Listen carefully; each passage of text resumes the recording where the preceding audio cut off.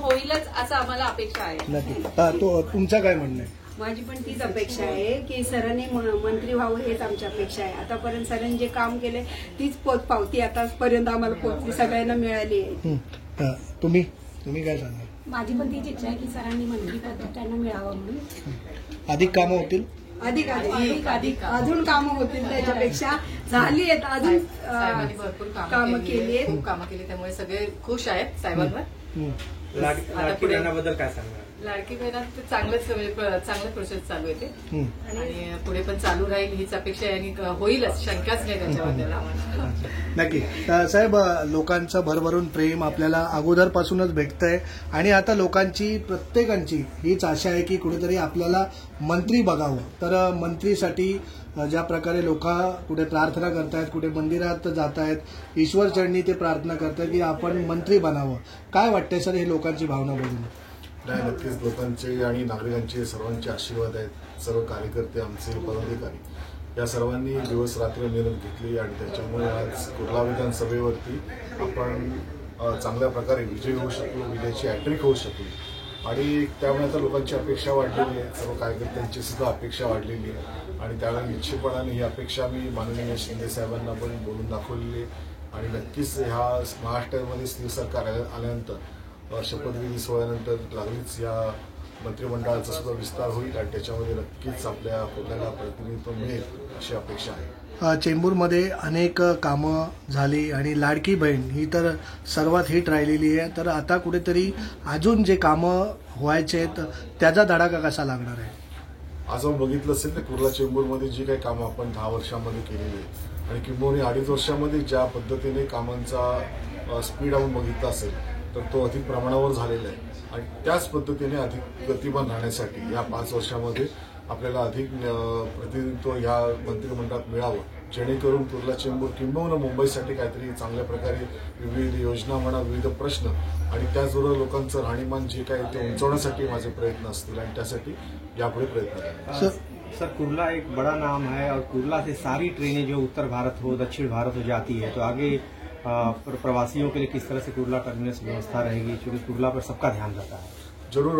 मैंने election के दौरान भी कहा था कि कुर्ला स्टेशन और लोकमान्य टर्मिनल, ये दोनों भी उसका अत्याधुनिक करना बहुत जरूरी है, और इसलिए मैंने दोनों के विस्तार के बारे में पत्र वगैरह मेरा चालू रेलवे मंत्रालय से, और इसमें भी मेरे अर्जी स्वीकृत हो गई है.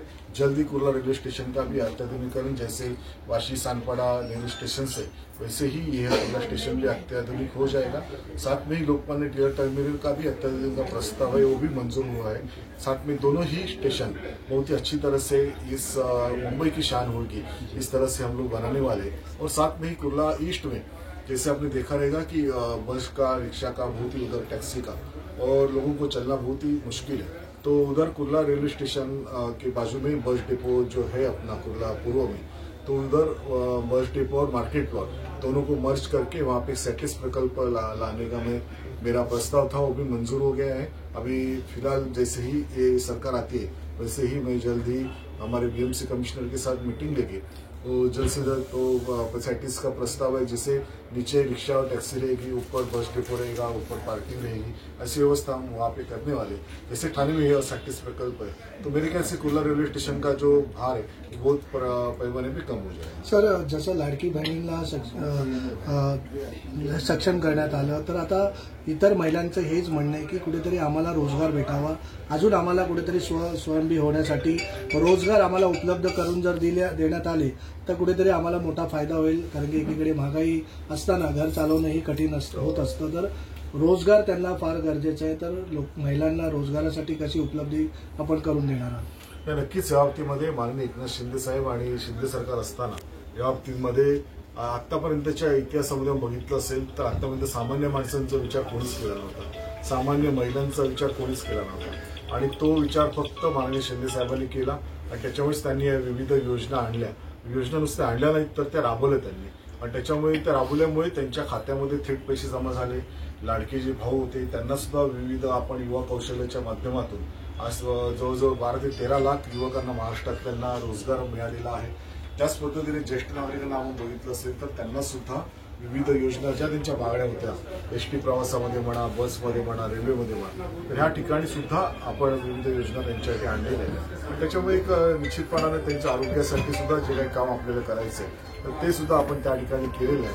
आणि त्याच्यामुळे सर्व स्तरावरती आपण बघितलं तसं मुंबईचा विचार करता तर सर्व स्तरावरती सर्व समावेशक, सर्व घटकांना सामावून घेऊन अशा प्रकारचे निर्णय शिंदे सरकारने घेतलेले आहेत. पुढे सुद्धा अधिक प्रत्येक नागरिकांचा विचार करून त्यांना रोजगार, त्याच पद्धतीने चांगलं राहणीमान त्यांचं कशा प्रकारे उंचावे या दृष्टिकोनातून आता आम्ही प्रयत्न करतो. सर, एक लास्ट मेरा प्रश्न है, देखा जाए महाराष्ट्र में महायुति की इतनी बड़ी बम्पर सफलता मिली है, इसका श्रेय किसको जाता है, क्या कहना है उसके बारे में? आपने देखा रहेगा पूरे महाराष्ट्र में जैसे 2.5 साल में माननीय शिंदे साहब के नेतृत्व में हमने काम किया और उसका ही यह पूरा श्रेय है.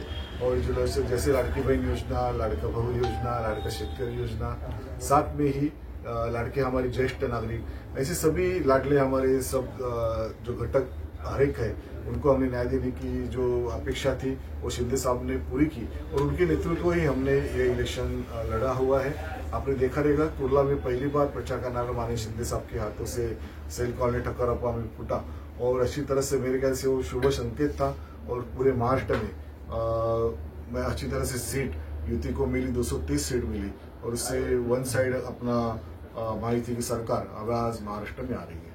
सर, पुनर्वसनाच्या योजनेबाबत काय वाटतं आपल्याला, कशा प्रकारे आपण त्याकडे आता फॉलोअप करणार आहे? कारण की लोकांचं अजून पुनर्वसन झालेलं नाहीये. अनेक अशा ज्या पुनर्वसन योजना आहेत त्या अजून तशाच पडलेल्या आहेत, ते कशा मार्गी लागतील? या बाबतीमध्ये निश्चितपणानं आपण बघितलं असेल तर म्हाडाचे ते विषय आहेत, त्या बाबतीत एक चांगले निर्णय झालेले आहेत. कलेक्टर लँडच्या बाबतीमध्ये चांगले निर्णय झालेले आहेत. एसआरएच्या जे विषय माझ्या विभागातले प्रलंबित होते ते सुद्धा मार्गी लागलेले आहेत. फक्त रेल्वेच्या हद्दीतल्या ज्या झोपड्या आहेत त्यांचा विषय मार्गी लावायचा बाकी राहिलेला आहे आणि त्या संदर्भात लवकरात लवकर रेल्वे आणि महाराष्ट्र शासन अशी एक लवकरात लवकर संयुक्त बैठक घेऊन या बाबतीमध्ये सुद्धा पुनर्विकास कशा पद्धतीने करता येईल या दृष्टिकोनातून एक धोरण निश्चितपणे ठरवण्याची गरज आहे. आणि ते माझं पहिलं काम हे तेच असणार आहे की या सर्व झोपड्यांना न्याय देणं, त्यांना मी जो शब्द दिलेला आहे तो मला पूर्ण करायचा. धन्यवाद.